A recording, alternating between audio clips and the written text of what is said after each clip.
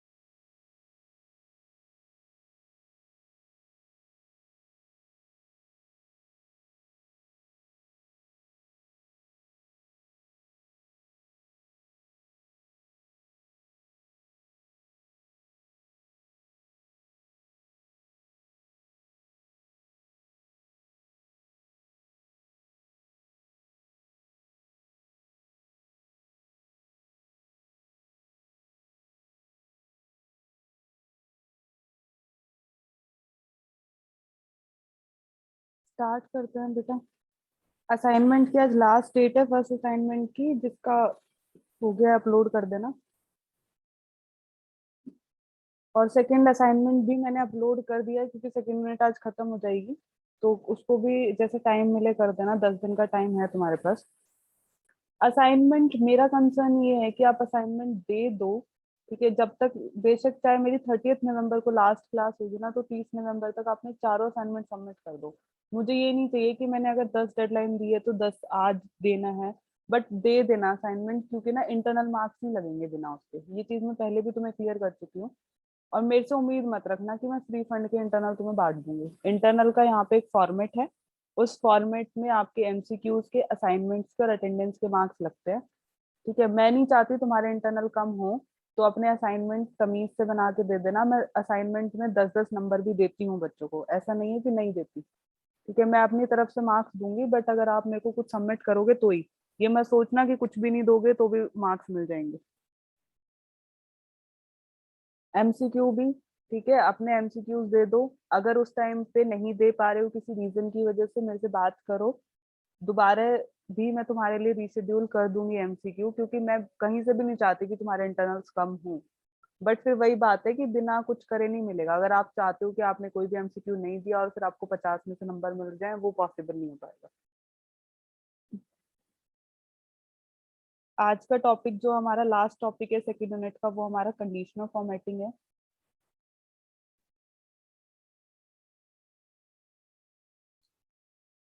Last topic condition formatting, नाम से ही clear है, कंडीशंस लगानी है, ठीक है। उस कंडीशंस के बेसिस पे आप काम करोगे। तो क्या होता है कंडीशन फॉर्मेटिंग में, कोई भी अगर आपको डेटा सेलेक्ट करना है, सपोज आपने 10 एंट्रीज कर दी, और 10 में से 10 तो बहुत छोटी एंट्रीज हैं, आप चाहो तो बहुत ज्यादा एंट्रीज, मतलब एक्सेल शीट में बहुत बड़ी बड़ी एंट्रीज होती है।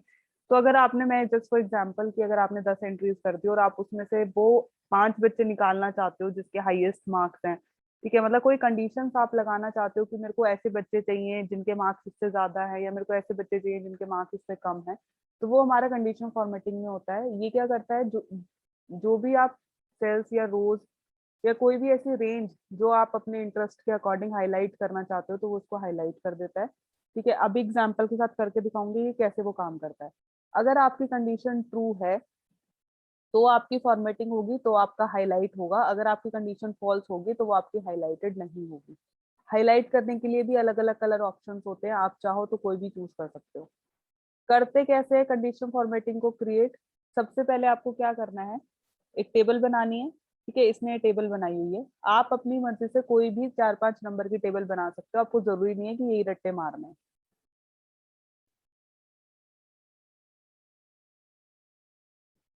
ठीक है, कोई भी टेबल बना लेना, अपने नाम, रोल नंबर, अपने क्लास के बच्चों के। और उसके बाद उस टेबल के क्या करना है, होम टैब पे जाना है। वहां पे कंडीशन फॉर्मेटिंग का ऑप्शन होता है, कंडीशन फॉर्मेटिंग पे क्लिक करना है। जैसे कंडीशन फॉर्मेटिंग पे क्लिक करोगे तो आपके पास ये ऑप्शंस आ जाते हैं कि आप कौन कौन से हाईलाइट करना चाहते हो या आप कोई और काम करना चाहते हो। तो अगर आपने हाईलाइट पे क्लिक करा है तो हाईलाइट में आपके पास अलग अलग ऑप्शन होते हैं। Greater than value, less than, between, equal to, कौन सी वैल्यू आप हाईलाइट करना चाहते हो। तो आप जो भी डिजायर्ड वैल्यू चाहो उसको सेलेक्ट कर लो। जैसे इसने ग्रेटर देन पे सेलेक्ट कर लिया कि जिसके भी $4000 से ज्यादा वैल्यू है उसको ये ग्रीन कर देगा। ठीक है, तो यहाँ पे जितनी भी 4000 से ज्यादा वैल्यू थी ये उसने ग्रीन मार्क कर दिया। तो ये मेरा कंडीशन फॉर्मेटिंग होता है। कंडीशन फॉर्मेटिंग प्री सेट्स होते हैं, जो प्री डिफाइंड स्टाइल होते हैं। इसमें ऑलरेडी प्री डिफाइंड स्टाइल्स हैं। यहाँ पे आपने देखा होगा, ये रहा डेटा बार, कलर स्केल, आइकन सेट। इनको भी आप यूज कर सकते हो। ये क्या काम करते हैं, डेटा बार में जैसे यहाँ पे ये बार्स बने हुए हैं, तो ये आपकी वैल्यू के अकॉर्डिंग बार्स बना देता है। जिसकी जितनी ज्यादा वैल्यू है उतना बड़ा बार बन जाएगा। जैसे 20 है तो पूरा 20 यहाँ तक फिल हो गया, पूरी रो फिल हो गई है। कलर स्केल्स में होता है, कलर स्केल्स में ये अलग अलग कलर्स। नेक्स्ट हमारे पास तीसरा जो आता है वो आइकन सेट होता है। आइकन सेट में ये आपके ट्रायंगल, रेक्टेंगल से जो आइकन्स बने हुए हैं ये आपके सेट हो जाता है। मतलब ये इंक्रीज, डिक्रीज, इस अकॉर्डिंग जो है वैल्यूज होती हैं। तो प्री डिफाइंड सेट होते हैं आपके।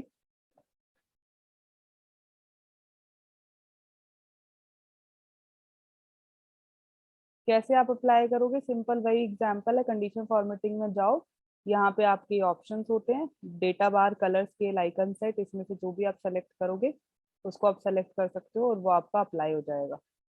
ये बन गए आपके एरो। ठीक है, इंक्रीज, डिक्रीज। अगर हमें कंडीशन फॉर्मेटिंग को रिमूव करना है तो आप कैसे करोगे, कंडीशन फॉर्मेटिंग पे वहीं पे जाना है। वहां पे क्लियर रूल का ऑप्शन होता है, ये लास्ट में यहाँ पे क्लियर रूल और मैनेज रूल दो ऑप्शन है। क्लियर रूल अगर आप कहाँ से क्लियर करना चाहते हो, सेलेक्टेड सेल से या पूरी इंटायर शीट से, जहां से भी आप क्लियर करना चाहते हो क्लियर हो जाएगा।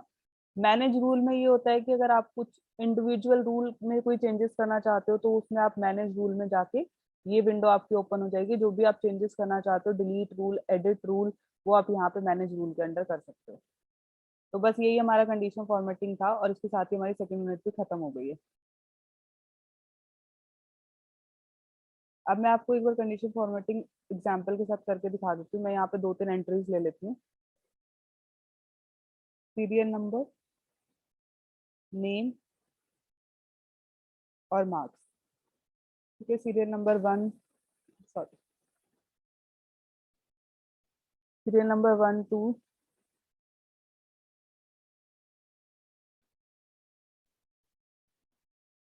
दो एंट्री करके कैसे करना होता है, सेलेक्ट कर लो दोनों को और नीचे तक कर लो, अपने आप नंबर आ जाते हैं। नेम A, B, आप चाहो कुछ भी नेम ले सकते हो अपनी क्लास के बच्चों के। मार्क्स मैंने लिख दिए 50, 45, 35, 23।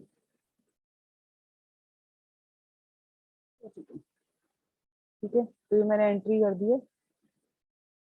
अब मैं इसको सेलेक्ट कर लेती हूँ जहां पे मेरे को रूल अप्लाई करना है, इस एरिया पे। क्योंकि मैं सिर्फ इस मार्क्स में रूल मैं ये देखना चाहती हूँ कि 45 से या 40 से अबो कितने मार्क्स है। तो 40 से अबो मेरे पास यहाँ पे 50, 45 और 42, ये तीन अबो हैं। तो इन तीनों पे मैंने यहाँ पे इनको सेलेक्ट कर लिया है, इस वाले कॉलम को। और यहाँ होम टैब ऑलरेडी ओपन है, तो यहाँ पे आपको कंडीशनल फॉर्मेटिंग दे रहा। कंडीशनल फॉर्मेटिंग पे क्लिक करो। यहाँ पे ये आपके डेटा बार्स वगैरह, ये प्री डिफाइंड स्टाइल्स थे, ये आपकी क्लियर रूल्स, अगर आपको रूल करना है मैनेज रूल, बट अभी मैं हाईलाइट कर रही हूँ। तो हाईलाइट मैं किसको करना चाहती हूँ, ग्रेटर देन। ग्रेटर देन ये मेरे से पूछा कौन सी वैल्यू से आप ग्रेटर करना चाहते हो, तो मैंने इस पे लिख दिया सपोज कि मैं 40 से वैल्यू ग्रेटर करना चाहती हूँ। उसके बाद यहाँ पे मेरे पास ये ऑप्शन भी पूछता है कि आप कौन से कलर से चाहते हो, yellow colour, light yellow, green. ठीक है, इसमें से आप चाहो तो कोई भी अपनी मर्जी का कलर चूज कर सकते हो। तो अभी मैंने लाइट रेड कलर लिखा है with the red, dark red text. ठीक है, जो आपका टेक्स्ट लिखा होगा वो डार्क रेड से होगा, और आपका जो एरिया सेलेक्ट होगा, ओके, ये देखो जो भी 40 से अब वो वैल्यू थी वो हाईलाइट हो गई है, और जो आपका टेक्स्ट था वो डार्क रेड कलर में हो गया है, और ये बाकी जो आपकी रोज है ये रेड कलर में हो गया। तो ये मेरी कंडीशनल फॉर्मेटिंग होती है। इसी को आप रिमूव कर सकते हो, डिलीट कर सकते हो, आपकी मर्जी है। आप इन आइकन्स को चूज करके इन वैल्यूज को सेलेक्ट कर सकते हो। तो this is all conditional formatting. बस अब मेरी सेकेंड मिनट खत्म है। अब मैंने आपको ना एक सेकंड एक्सपेरिमेंट जो है वो भी कल अपलोड करा है गूगल क्लासरूम पे। जिसने क्लास नहीं ज्वाइन करी है पहले तो गूगल क्लासरूम ज्वाइन कर लेना। इस प्रैक्टिकल को आपको खुद करना है, मैं बता देती हूँ करना कैसे है। जो इसका थ्योरेटिकल पार्ट है उसको आप चेंज नहीं करोगे, ठीक है, ये एज इट इज रहेगा। आपको अपने स्क्रीनशॉट्स यहाँ पे लगाने हैं। इसमें क्या है, सबसे पहले आपको एक्सेल ओपन करना है। तो एक्सेल ओपन करते हो कैसे करोगे, ये आपका एक्सेल का सिंबल है, यहाँ पे मैंने सर्च में एक्सेल लिखा तो ये मेरे पास एक्सेल पे आ गया। हर एक विंडो के लिए अलग अलग तरीका होता है करने का। तो जिसके लैपटॉप में जो या जिसके कंप्यूटर में जो भी विंडो होगी उस अकॉर्डिंग आप उसका स्क्रीनशॉट यहाँ पे पेस्ट करोगे। स्क्रीनशॉट लगता कैसे है, स्क्रीनशॉट लगता है एक ना कीबोर्ड में एक वर्ड होता है PRTSC, प्रिंट स्क्रीन इसको बोला जाता है। ये आपका होता है स्पेस बार जो होती है सबसे बड़ी की, उसके साथ में ऑल्ट की होती है, ऑल्ट के साथ में ये भी डिपेंड करेगा अलग अलग मॉडल्स पे। मेरे लैपटॉप में ये स्पेस बार के साइड में जो ऑल्ट की है उसके साथ में प्रिंट स्क्रीन का ऑप्शन आता है। कईयों में ऊपर जहाँ पे डिलीट कीज वगैरह होती है, बैक स्पेस होता है, वहां पे PRTSC लिखा होता है। तो वो देख लेना। प्रिंट स्क्रीन पे जैसे ही क्लिक करते हो ना, तो प्रिंट स्क्रीन पे क्लिक करते ही जो भी आपका ओपन होता है ना, उसके जैसे आपका स्क्रीनशॉट होता है कंप्यूटर फोन में, ऐसे स्क्रीनशॉट बनता है। मैं एक बार करके दिखाती हूँ। मैंने अभी एक प्रिंट स्क्रीन को प्रेस करा, ठीक है। प्रिंट स्क्रीन को प्रेस करने के बाद आप क्या करोगे, पेंट में जाओगे। पेंट में जाके आपको पता है कंट्रोल V जो है वो पेस्ट के लिए यूज होता है, आप कंट्रोल V करोगे। जैसे ही आप कंट्रोल V करोगे, ये देखो जो मैंने आपका प्रिंट स्क्रीन करके लिया था तो वो वाला एरिया मेरे पास आ गया है। यहाँ से आप सेलेक्ट करोगे, सेलेक्ट किस लिए, क्योंकि आप सिर्फ स्पेसिफाई एरिया को क्रॉप करोगे, पूरा लगाने की जरूरत नहीं है। तो आप सिर्फ अगर इतना एरिया लगाओगे, आप इसको सेलेक्ट करोगे, कंट्रोल C कॉपी, और कंट्रोल V जहां भी आपको पेस्ट करना है, तो ये आपका होएगा। ठीक है, तो सबसे पहले तो ये वाला स्क्रीनशॉट लगेगा कि कैसे आप एक्सेल शीट को ओपन करोगे। दूसरी चीज, आपका होम टैब, ये होम का स्क्रीनशॉट लगेगा। ये वाले स्क्रीनशॉट बिल्कुल भी चिपकाने की कोशिश मत करना, क्योंकि यहाँ पे मेरा नाम लिखा हुआ है।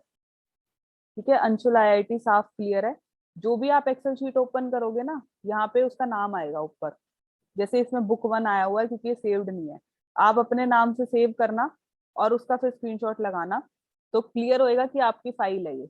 आप दूसरे के स्क्रीनशॉट नहीं लगा सकते हो, मैंने आपको चीज पहले ही बोली थी। होम वाले टैब का स्क्रीनशॉट लेना, पेंट में जाके उसको सेलेक्ट करके उसको पेस्ट कर देना। देन आपका इंसर्ट वाला आएगा, उसके बाद पेज लेआउट टैब आएगा। ये 3 स्क्रीनशॉट लगेंगे। ये तो इजी है, एज इट इज एक्सेल खोल के बस स्क्रीनशॉट्स लगाने हैं। ये स्क्रीनशॉट चेंज करने की जरूरत नहीं है क्योंकि सेल्फ फॉर्मेटिंग के ऑप्शंस है। अब जो मेन आपको काम करना है वो काम करना है आपको ग्राफ्स बनाने में। ये ग्राफ्स में आप डेटा एंटर करोगे, अपनी मर्जी से कोई भी डेटा एंटर कर लेना। ये मैंने 4-5 रोज कॉलम्स बनाए हुए, आपको जरूरी नहीं है। आप 5 एंट्रीज जरूर करना, ठीक है। उसमें आप सीरियल नंबर, नेम और मार्क्स ले सकते हो। ये रोल नंबर और परसेंटेज लेने की आपको जरूरत नहीं है। 3 चीजें ले लेना, सीरियल नंबर, नेम और मार्क्स। अपने 5 बच्चों के नाम एंटर कर देना अपनी क्लास के, और उनके मार्क्स एंटर कर देना। उसके बाद इसको सेलेक्ट कर लेना, इन तीनों को। जिस जिसको सेलेक्ट करोगे सिर्फ वही एरिया जो आपका बनेगा ग्राफ के अंदर, तो आप इन तीनों को सेलेक्ट कर लेना, या सिर्फ आप नेम और मार्क्स को सेलेक्ट कर लेना, और वहां पे इंसर्ट में जाके आप ग्राफ चूज कर लोगे। जैसे मैंने कॉलम चूज किया हुआ है, तो कॉलम में ए के कितने मार्क्स है, ए के 50 मार्क्स है, तो ए के बन गए 50 मार्क्स। बी के हमारे पास 45 है, तो बी के बन गए 45। तो ये मेरा ग्राफ बन जाएगा, इसका आप स्क्रीनशॉट लगा दोगे। और लास्ट हमारा है कंडीशन, सॉरी, एक फंक्शन है और दूसरा कंडीशन फॉर्मेटिंग है। फंक्शन में मैंने यहाँ पे सम और एवरेज निकाला हुआ है, तो यहाँ पे भी आप अपनी मर्जी से एंटर कर सकते हो, नेम एंटर कर देना, रोल नंबर कर देना, और कोई भी, मैंने यहाँ पे सब्जेक्ट 1, सब्जेक्ट 2, सब्जेक्ट 3 लिखा है, तो कोई भी 3 सब्जेक्ट के नाम लिख के उनके मार्क्स एंटर करके सम के लिए फॉर्मूला लगाओगे, ऊपर लगा हुआ है is equal to some.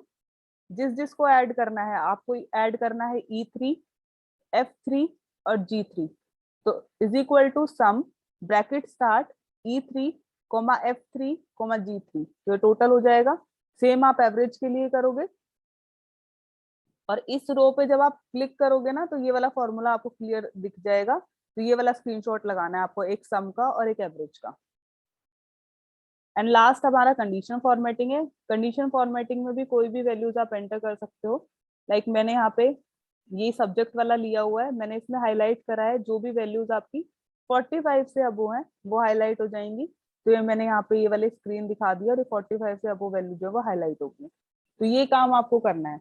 Main काम आपको क्या करना है, 2-3 स्क्रीनशॉट लगेंगे। पहले वाला स्क्रीनशॉट चाहो बेशक मत लगाना, ठीक है। एक तो होम टैब का लगेगा, एक इंसर्ट टैब का, एक पेज लेआउट टैब का, क्योंकि यहाँ मेरा नाम मेंशन है। उसके बाद ये वाला स्क्रीनशॉट रहने देना। ग्राफ वाला काम करना है, एक फंक्शन वाला काम करना है, ये आपको करने ही करने हैं क्योंकि ये इंपॉर्टेंट है। ग्राफ, फंक्शन और कंडीशनल फॉर्मेटिंग। तो 3 स्क्रीनशॉट ये लगेंगे, और 3 स्क्रीनशॉट आपके होम, इंसर्ट और पेज लेआउट के लगेंगे। 6 स्क्रीनशॉट लगेंगे। बहुत डिफिकल्ट नहीं है काम करना, 2 दिन में आराम से कर लोगे। कोई दिक्कत हो मेरे से पूछ लेना, ठीक है। अपनी फाइल बनाना शुरू कर दो, एंड टाइम पे रोगे कि हमें फाइल नहीं मिल रही, हम क्या करें, कैसे करें। और कॉपी पेस्ट हो नहीं सकता क्योंकि नाम दिख रहा है तुम्हें, पूरा पूरा मेंशन है। जिसकी जो फाइल होगी वो उस बच्चे का उस एक्सेल शीट में वहां पे नाम होगा, और वही नाम आपके स्क्रीनशॉट में आना चाहिए। क्लियर है?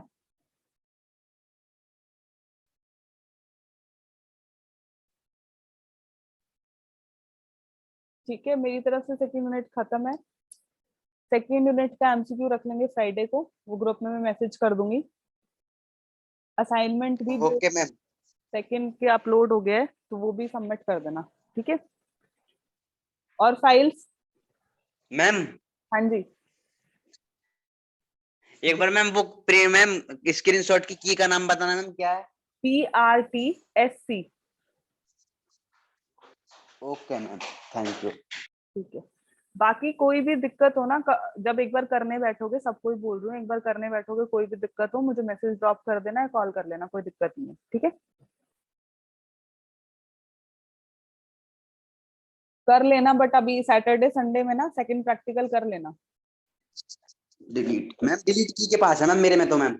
हाँ, मैं पहले ही कह रही थी, या तो वो सबके मॉडल का फर्क होता है, किसी में नीचे मिलेगा और किसी में ऊपर मिलेगा।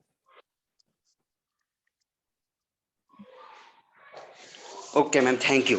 ओके बेटा, ठीक है। सैटरडे संडे में सेकंड प्रैक्टिकल कर लेना, और क्योंकि एकदम से फिर बर्डन आएगा, नहीं हो पाएगा, पहले बता रही हूँ। फिर बाद में कहोगे मैम फाइल का क्या करें, नंबर नहीं लगेंगे। तो अपना करके, अगर कोई डाउट हो मेरे सैटरडे संडे पूछ लेना, या मंडे पूछ लेना क्लास में। तुम पे ट्रस्ट करके मैं तुम्हारी फाइलें चेक नहीं कर रही हूँ अभी। मैं कहने को ये बोल दूंगी कि मंडे मुझे फाइल दिखाओ, लेकिन उसका कोई फायदा नहीं है। मैं तुम पे ट्रस्ट करूँ कि तुम काम करोगे, तो काम करना तुम्हारे लिए फायदेमंद है। मैं लास्ट में सारी फाइल एक साथ ही देखूंगी, 5 प्रैक्टिकल की। और ये भी क्लियर है, मैं देख के बता दूंगी कि ये कॉपीड है कि नहीं है, चाहे तुमने स्क्रीनशॉट भी कैसे ही लगा रखे हो। मैं असाइनमेंट भी जब बिना देखे, मतलब जब मैंने तुम्हें ऑफलाइन पढ़ाया नहीं ना, बिना राइटिंग के, मैं ये देख के बता सकती हूँ कि असाइनमेंट तुमने खुद बनाया है, किसी और से बनवाया है। नहीं तो अपने बीसीए वाले बच्चों से पूछ लेना। चलो अटेंडेंस दे दो अब मुझे। Aman, Anu, Anshu, present ma'am. Anupam, present ma'am. Dhruv, yes ma'am. Divya, Himanshu, Jitendra, yes ma'am. Komal, present ma'am. Sandeep, yes ma'am. Shubham, yes ma'am. Simrat, Sonam, present ma'am. Sunidhi, present ma'am. Umesh, yes ma'am. Vikas, present ma'am. Vikrant, Vineet,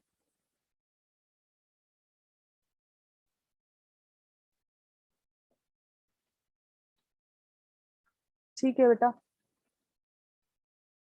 अपने काम टाइम से पूरे कर लेना। इंटरनल्स चाहिए तो, परसेंटेज चाहिए तो, नहीं लास्ट में फिर मेरे को बोलोगे मैम हमारी परसेंटेज कम हो गई है।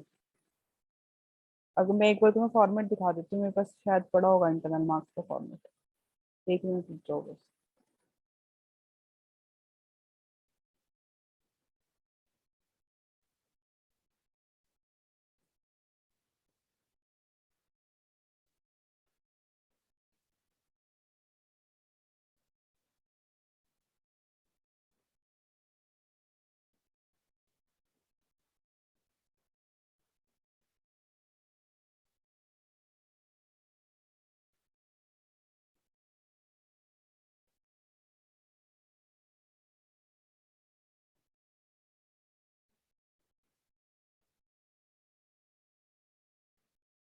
ये देखो पुराना बना हुआ है, ये अभी का नहीं है।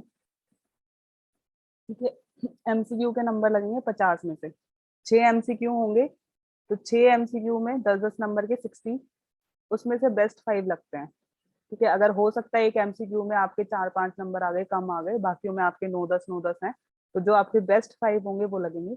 तो 50 में से जितने आपके बनेंगे नंबर वो बनेंगे। असाइनमेंट होते हैं आपके 15 नंबर के, 4 असाइनमेंट है, तो चारों असाइनमेंट 10-10 नंबर के होंगे, उनकी एवरेज निकल के लास्ट में वो 15 में से बनते हैं। फिर आपकी अटेंडेंस होती है 10 नंबर की। अटेंडेंस जिसकी जितनी होगी, जिसकी 90% होगी 9 मार्क्स लगेंगे, 100% होगी 10 मार्क्स लगेंगे, 60% होगी 6 मार्क्स लगेंगे। तो उस अकॉर्डिंग जो है आपके इंटरनल्स बनते हैं। अब ये इस बच्चे की दिखा देती हूँ मैं तुम्हें। जैसे ये स्टूडेंट है बीसीए का, ये तुम मतलब अभी फाइनल ईयर में है बच्चे। एमसीक्यू में इसके 36 मार्क्स हैं, मतलब इसने जो भी एमसीक्यू दिए टोटल उसके निकाले 36 बने। असाइनमेंट उसके अच्छे थे तो 15 में से 14 नंबर लगे हुए हैं। अटेंडेंस उसकी पूरी थी तो उसके 10 नंबर लगे हुए हैं। फिर इनको टोटल करा जाता है, 60 मार्क्स बने हैं उसके 75 में से। ठीक है, तो ये सारा जो है आपका आपके हाथ में है। एमसीक्यू के जितने नंबर होंगे, असाइनमेंट जैसा बनाओगे, अटेंडेंस जितनी क्लासेस लोगे, इसमें कोई झोल नहीं हो सकता। ये मैं सोचना कि नहीं दोगे तो नहीं बनेंगे। नंबर देख लो तुम्हारे सामने है, 30 नंबर। ठीक है, 56, 30, 31, 60, तो ये इंटरनल्स लगते हैं। ठीक है, 75 अगर पेपर हुआ ऑनलाइन तो 75 मार्क्स हमारे हैं और 25 मार्क्स का होगा पेपर। अगर पेपर हुआ ऑफलाइन तो प्रोसीजर उल्टा हो जाएगा, 75 मार्क्स का तुम्हारा पेपर होगा और 25 मार्क्स हमारे होंगे। तो उस 25 मार्क्स में ये चीजें सेम ही रहती हैं, थोड़ा सा बस इनका प्रोपोर्शन चेंज हो जाता है। आपके जो 25 होते हैं उसमें से 10-10 5 करके हो जाता है, या तो आपके 10 नंबर एमसीक्यू के होंगे, 10 असाइनमेंट के होंगे, 5 आपके अटेंडेंस के होंगे। उस अकॉर्डिंग जो प्रोपोर्शन है वो चेंज हो जाता है, जो भी आपकी रिक्वायरमेंट होती है। अभी तक हमारे पास कोई कुछ क्लियर होगा नहीं कि है नहीं कि ऑफलाइन होने हैं पेपर, ऑनलाइन होने हैं। तो अभी तक यही फॉर्मेट है कि आपके 75 मार्क्स में से इंटरनल लगेंगे और इंटरनल आपके इस बेसिस पे ही लगेंगे। तो अपने एमसीक्यूज असाइनमेंट्स जरूर देना। ठीक है, चाहे बाद में दे देना पर जरूर दे देना। ठीक है जी, क्लियर है सबको? इंटरनल्स चाहिए, इंटरनल से बहुत परसेंटेज बनती है। ये मैं सोचना इंटरनल्स हैवी है। और अगर सिर्फ तुम्हें ऐसे टाइम पास के लिए प्रिपेयर करनी है तो फिर मौज काटो।